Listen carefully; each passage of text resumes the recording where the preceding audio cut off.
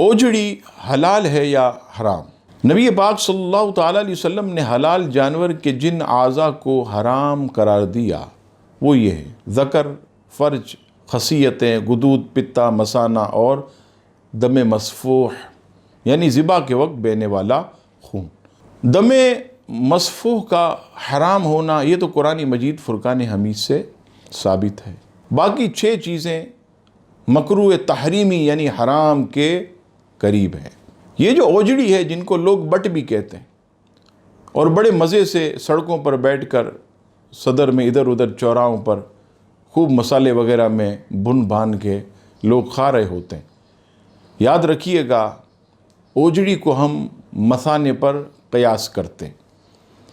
گوبر کا مستقر ہونے کی وجہ سے اوجڑی کا بھی یہی حکم یعنی مکروہ تحریمی علماء نے اسے فرمایا۔ اور یہ بھی یاد رکھیے گا کہ طبیعت اور فطرت سلیم بھی اسے پسند نہیں کرتی، بلکہ گن آتی ہے، کیونکہ وہ پاخانے کا حصہ ہو۔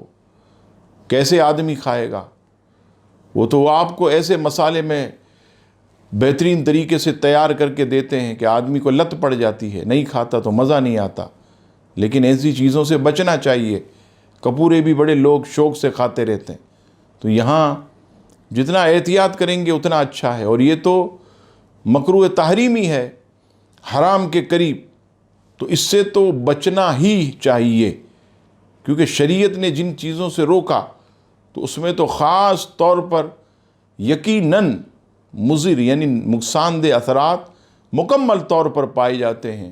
لہٰذا اتنی اللہ کی نعمتیں ہیں، آپ شمار نہیں کر سکتے، ان کو کھائیں، حرام کی طرف کیوں جاتے ہیں؟ تو انشاءاللہ تعالی صحت بھی اچھی رہے گی اور آپ کی روحانی قوت میں بھی اضافہ ہوگا۔